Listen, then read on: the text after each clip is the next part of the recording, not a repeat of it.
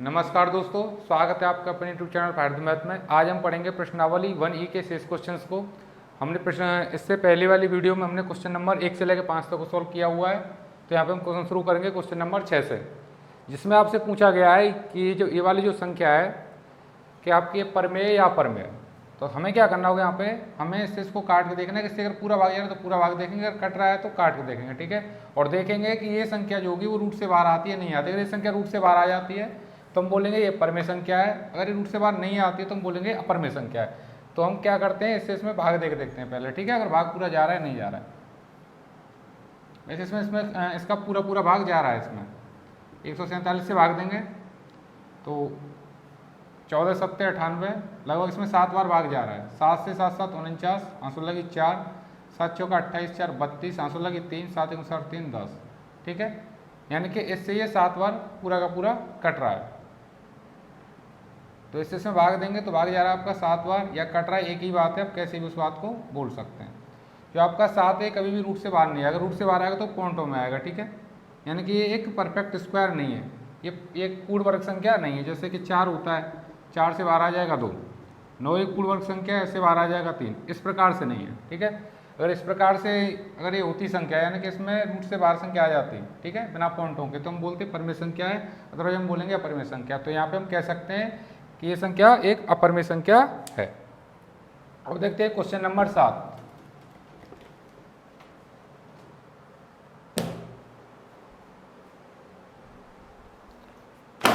Question number 7, जिसमें आपको एक परमेय संख्या दी हुई है 3/8। वो कह रहा है इसको दशमलव के रूप में लिखिए। तो आपको क्या करना है, 8 से 3 में भाग देना है, ठीक है, और इसे दशमलव के रूप में लिख देना है। सिंपली जैसे भाग देते हैं वैसे ही भाग देना है। 8 से 3 में भाग नहीं जा रहा है तो पॉइंट लगा देंगे और इसमें एक जीरो बढ़ा देंगे। अब भाग देंगे 8 दूनी 16, 8 तिया 24, 8 चौक 32 ज़्यादा हो जाएंगे तो 8 तिया 24। यहाँ से इसमें से घटाएंगे तो 6 बचेगा, पॉइंट लगा हुआ इसलिए फिर एक बार जीरो बढ़ा देंगे।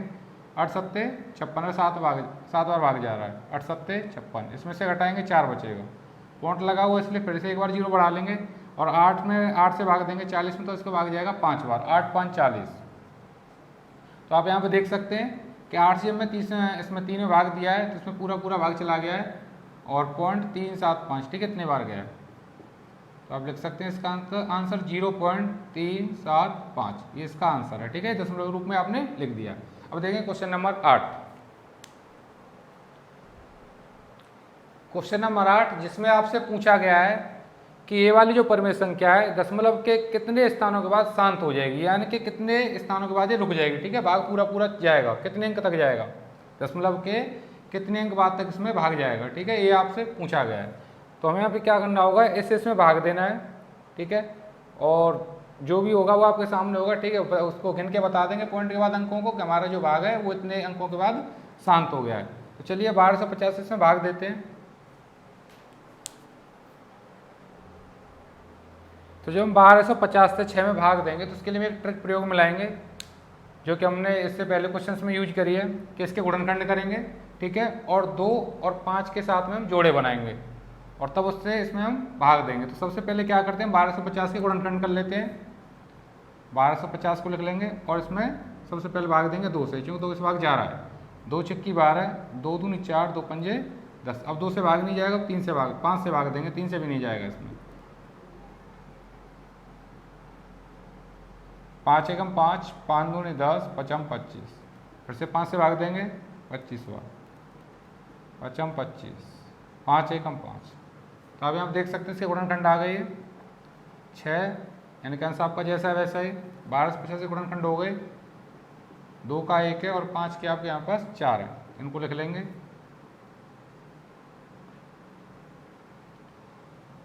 तो एक जोड़ा तो आपका बन गया यहाँ पे 2 और 5 का, ठीक है, यहाँ पे 3 5 का भी आपके शेष रहेगा, ठीक है, इनके भी जोड़े बनाने हैं कि इनको भी 1 1 2 का चाहिए, यानी कि इस 5 को 1 2 का चाहिए, इसको भी चाहिए, इसको भी चाहिए। इस प्रकार से हमें यहाँ पे 3 2 की आवश्यकता है। तो हम क्या करेंगे, 3 2 की यहाँ पे गुणा कर देंगे और उतने ही 2 की गुणा करनी पड़ेगी हमें ऊपर, क्योंकि जितने 2 की गुणा हम नीचे करेंगे उतने की ऊपर करनी, क्योंकि इससे ये कट जाएगा तो पहले वाला बचेगा। ऐसा हम कर सकते हैं, ठीक है, यानी जितने गुणा हम यहाँ पे करेंगे उतनी गुणा हमको यहाँ पे भी करनी पड़ेगी। तो इसकी हम गुणा कर लेते हैं सीधी सी, ऐसे करते हैं, 2 दूनी 4, दूनी 8, 8 छक्के 48, यहाँ पे 10 हो जाएगा। ऐसे इस 5 से 2 की गुणा करेंगे 10 हो जाएगा। नहीं तो आप साथ में लिख लो, पहले जोड़े बना लो इसके। इस 5 साथ इस 2 को लिख लेंगे, 2 गुणा 5, 2 गुणा 5 और 2 गुणा 5, 1 2 3। तो यहाँ पर रह रहा है 1, तो उसको लिख लेंगे, नहीं 1 2 3 4, ठीक है। 48, 5 दूनी 10, 5 दूनी 10। इस प्रकार से आपके पास यहाँ पे 4 10 10 के आ जाएंगे। इनकी जब गुणा करेंगे, 10 की गुणा 10 से करेंगे तो 100 आ जाएगा, 100 गुणा 10 से करेंगे 1000, 1000 गुणा इससे करेंगे 10,000। यानी इस प्रकार गुणा में आपको क्या करना होता है, सिंपली आप 1 लिखो, जितने जीरो उतने जीरो लिख देंगे। ऐसे में इसमें भाग देना है, तो यहाँ पे आप देखो जीरो कितनी है, 1 2 3 4, 4 जीरो है, तो हम 4 अंक छोड़ के पॉइंट लगा देंगे। तो 1 2, ये तो हमें 2 अंक हुए, तो अपनी मर्जी से भी यहाँ पे जीरो बढ़ा देंगे, 1 2 3 4। पॉइंट के बाद कितने भी जीरो बढ़ा दो उससे कोई मतलब नहीं बनता है। तो आपका भाग गया है 4 अंक बाद तक, दशमलव के 4 अंक तक, 1 2 3 4। तो आप यहाँ पे लिखेंगे कि दी गई संख्या है, दी गई अपरिमेय संख्या दशमलव के 4 स्थान तक शांत हो जाएगी। यही आपका आंसर होगा। क्वेश्चन नंबर 9 देखेंगे अभी हम। क्वेश्चन नंबर 9, जिसमें आपसे कहा गया है कि बिना भाग दिए आपको दशमलव के रूप में आप इसे लिखिए, दशमलव प्रसार रूप में लिखिए। तो यहाँ पे बिना भाग दिए हमें दशमलव प्रसार रूप में लिखना है। इसमें हमें जो हर होगा, हर के हमें गुणनखंड करने हैं और हमें 2 और 5 के साथ में जोड़े बनाने हैं। 4 है, 4 गुणनखंड हो जाएंगे, 2 गुणा 2। यहाँ पे 5 है, ये जैसा है वैसे ही लिख देंगे इसे। 40 है, 40 गुणनखंड कर लेंगे, 2 दूनी 4, दूनी 8, 5 40, ठीक है। ये इसके गुणनखंड हो गए, 2 गुणा 2। जैसा कि अभी आप देख सकते हैं 2 2 के हैं, तो आपको यहाँ पे 2 5 के चाहिए, ठीक है। 1 2 के साथ 1 5, इसलिए यहाँ पे 2 हमें 5 के लिखने होंगे। जितने 5 के यहाँ पे लिखेंगे उतने ही 5 के ऊपर हम गुणा करेंगे। वैसे इसे हम यहाँ पे करना है, तो 1 2 के साथ 1 5 के जोड़ा बन जाएगा। 2 2 के अभी शेष रह गए, तो इनके लिए हमें 2 5 के चाहिए। तो हम यहाँ पे लिख देंगे, इसके साथ भी लिख देंगे, ऐसे साथ में डायरेक्ट इसके साथ भी लिख देंगे। ये जैसा है वैसा ही, ठीक है। 2 हमने 5 5 के लिखे हैं इन दोनों के साथ, तो उतने ही 5 के हमें ऊपर भी लिखने पड़ेंगे। ये हो जाएगा 5 25, 25 गुणा कर लेंगे 15 से, तो हो जाएगा आपका 25 पंजे 125, 16 की 12 और 25 कम 25 और 12 हो जाएंगे 37। इनकी गुणा करेंगे, ठीक है। 2 दूनी 4, 4 पंजे 20, 20 पंजे 100। ये हो जाएगा 55 25, 25 पंजे 125, 5 दूनी 10, 5 10, 5 10। तो आपके 10 के आगे आपके पास 3, 10 गुणा 10 गुणा 10,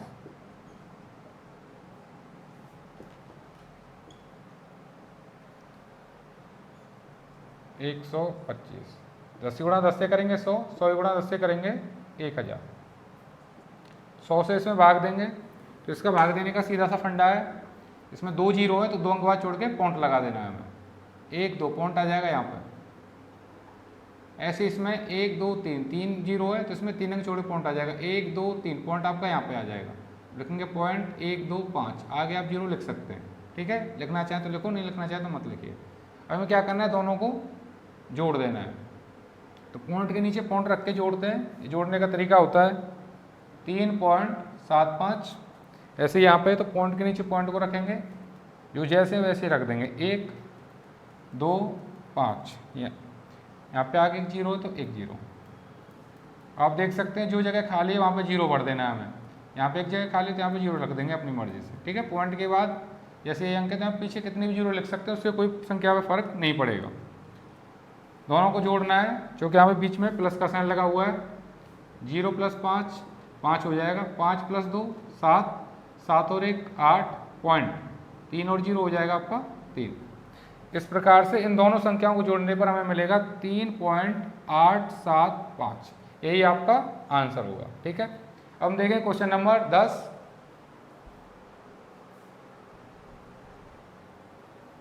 क्वेश्चन नंबर 10, जिसमें आपको इस संख्या को बिना भाग दिए, ठीक है, दशमलव प्रसार के रूप में लिखना है।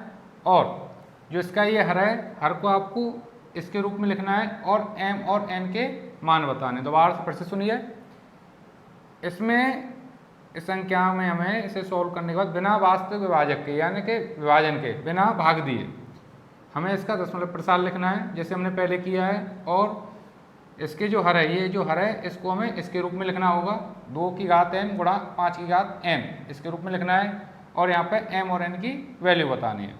तो सबसे पहले हम क्या करते हैं, इसके गुणनखंड करते हैं और इसे 2 की घात m गुणा 5 की घात n के रूप में लिखते हैं। तो 5000 के गुणनखंड कर लेंगे सर्वप्रथम, 2 से भाग देंगे, 2 दूनी 4, 2 पंजे 10, भाग टूटे 0, फिर 2 से भाग देंगे, 2 एकम 2, 2 दूनी 4, 1 बचेगा, 2 पंजे 10, भाग टूटे 0, ठीक है 0 बच गई, जैसे वैसे लिख देंगे इसे। फिर 2 से भाग देंगे, 2 छिक्की 12, 5 में देंगे, 2 दूनी 4, 1 बचेगा, 2 पंजे 10। अब इसमें 2 से नहीं जाएगा, 5 से भाग देंगे, 5 एकम 5, 5 10, 5 25। फिर से 5 से भाग देंगे, 5 दूनी 10, 2 बचेगा, 5 25। फिर से 5 से भाग देंगे, 5 25, 5 एकम 5। इस प्रकार से हमने यहाँ पर 5000 के गुणनखंड कर लिए। 257, जो अंश है अंश को हम जैसा वैसा ही रहने देंगे, ठीक है, इसमें कुछ नहीं करना है। जो हर है सिर्फ हर के गुणनखंड करने हैं। तो आप लिख सकते हैं यहाँ पे 2 गुणा 2 गुणा 2 यानी कि 3 2 के 1 2 3 4, 4 यहाँ पे 5 के 1 2 3 4, 1 2 3 4। तो प्रत्येक 2 के साथ एक 5 लिखेंगे, ठीक है। इस प्रकार से 2 और 5 के साथ में हमें जोड़े बनाने हैं।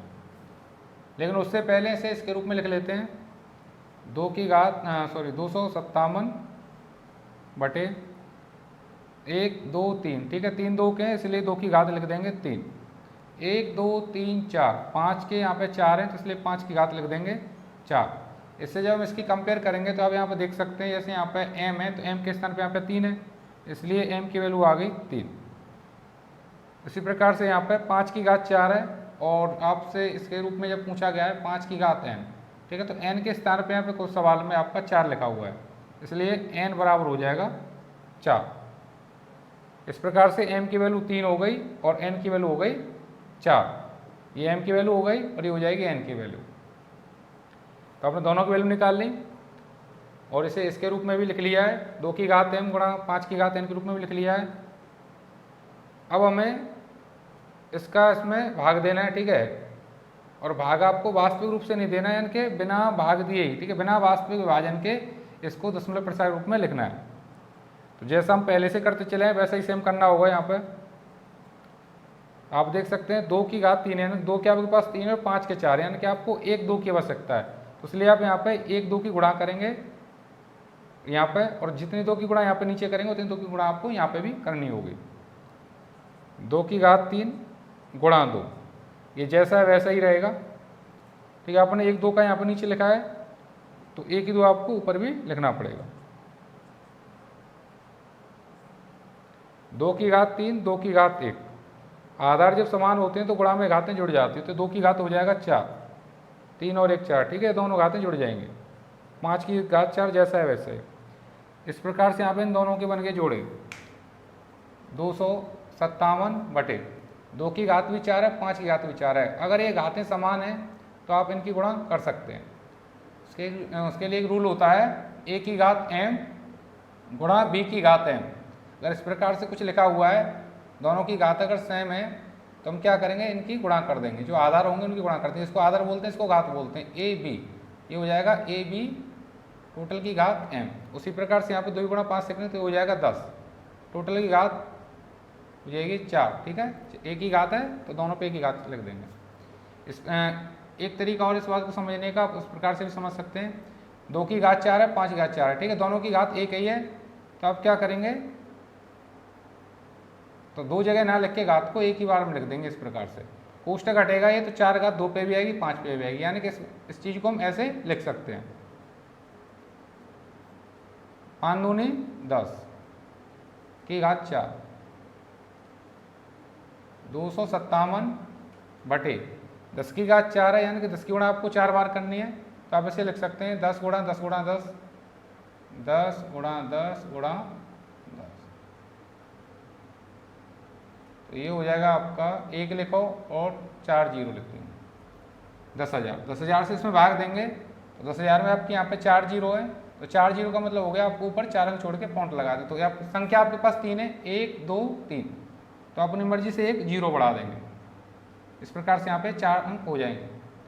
तो 7 5 2 0 पॉइंट, ठीक है। आगे आप कितने जीरो बढ़ा सकते हैं उससे कोई फर्क नहीं पड़ता है। तो आपका ये सवाल सॉल्व हो गया। दशमलव के 4 अंक तक आपने इसका मान बता दिया, यानी कि 4 अंक तक ये शांत हो जाएगा। अब देखेंगे क्वेश्चन नंबर 11।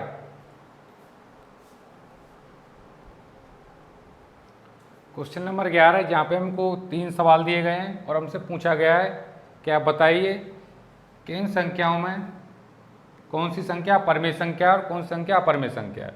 अगर कोई संख्या परमेय संख्या है तो अब जैसा कि जानते हैं उसे p बटे क्यू के रूप में लिख सकते हैं। जब उसे p बटे क्यू के रूप में लिख सकते हैं हम, तो हमें वहाँ पे q के बारे में बताना है कि आपका q कैसा होगा। तो सर्वप्रथम को ये छांटना होगा इन तीनों संख्याओं में कि कौन सी संख्या परमेय है, कौन सी संख्या अपरमेय है। अपरमेय होगी तो उसको छोड़ देंगे वहीं के में, अगर परमेय होगी तो हम q के बारे में बताएंगे। तो सबसे पहले यहाँ पे जान लेते हैं परमेय संख्या होती क्या है। जैसा कि हमने पहले पढ़ा है, परमेय संख्या उन संख्याओं को बोलते हैं जिन्हें हम p बटे क्यू के रूप में लिख सकते हैं। लेकिन यहाँ पे हमें एक परिभाषा को और भी जान लेना जरूरी है कि परमेय संख्या उन संख्याओं को बोलते हैं जिनमें दशमलव के बाद कोई संख्या अगर रिपीट होती है, ठीक है। अगर कोई सेम संख्या है, संख्या समूह अगर रिपीट होता है तो हम बोलेंगे वो परमेय संख्या है। अगर दशमलव के बाद कोई संख्या रिपीट नहीं हो पा रही, इनकी दोहराई नहीं जा रही, तो हम उसे बोलेंगे अपरमेय संख्या। तो आप यहाँ पे देख सकते हैं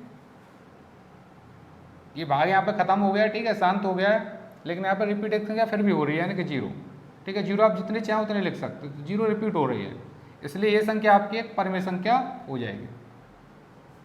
लेकिन यहाँ पे सेकंड वाले में 120 है, उसके बाद 1200, उसके बाद 12,000, उसके बाद 1,20,000, इस प्रकार से हर बार एक 0 बढ़ती जा रही है, यानी कुछ भी फिक्स नहीं है। अगर 120 अगर बार बार आ रहा होता तो हम बोलते हैं कि 120 का जो समूह बार बार रिपीट हो रहा है, तो ये संख्या एक परमेय संख्या हो जाती है। लेकिन ऐसा यहाँ पे नहीं हो रहा है। यहाँ पे शुरुआत में 120 है, फिर 1200, ठीक है। इस प्रकार संख्या बदलती रह रही है, यानी कि कोई भी संख्या फिक्स रूप से, कोई निश्चित रूप से रिपीट नहीं हो रही है। अतः ये संख्या जो होगी एक अपरमेय संख्या होगी। क्वेश्चन नंबर इसमें थर्ड में 11 का थर्ड जो क्वेश्चन है, इसमें आप देख सकते हैं ऊपर बार लगा हुआ है।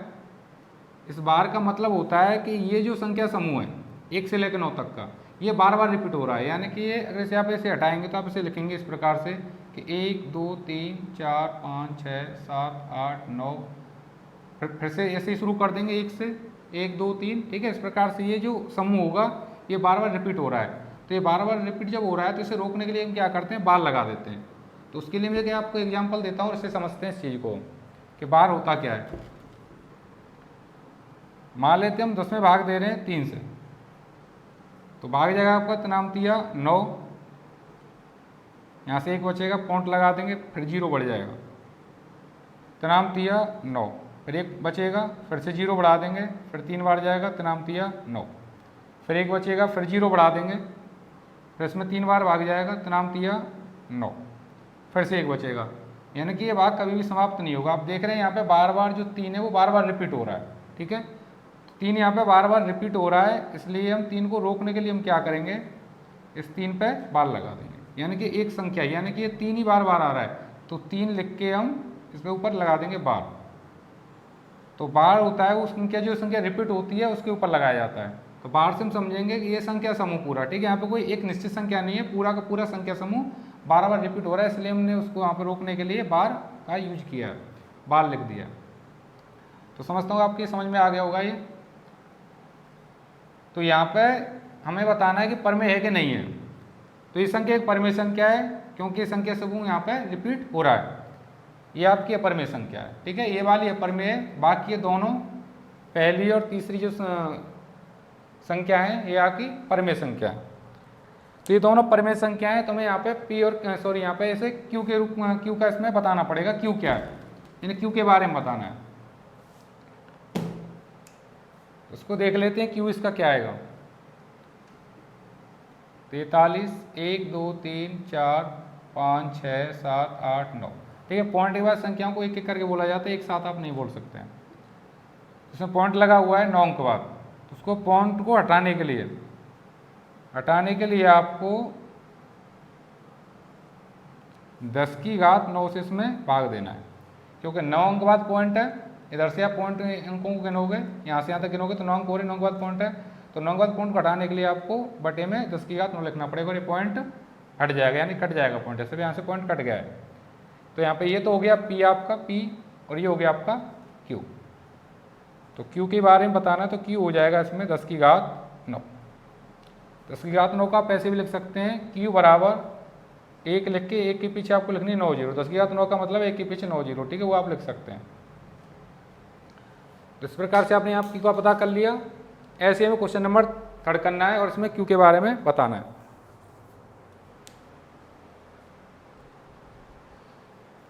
तो क्वेश्चन नंबर 3 43.123456789। तो सबसे इसमें इसका बार खत्म करना पड़ेगा।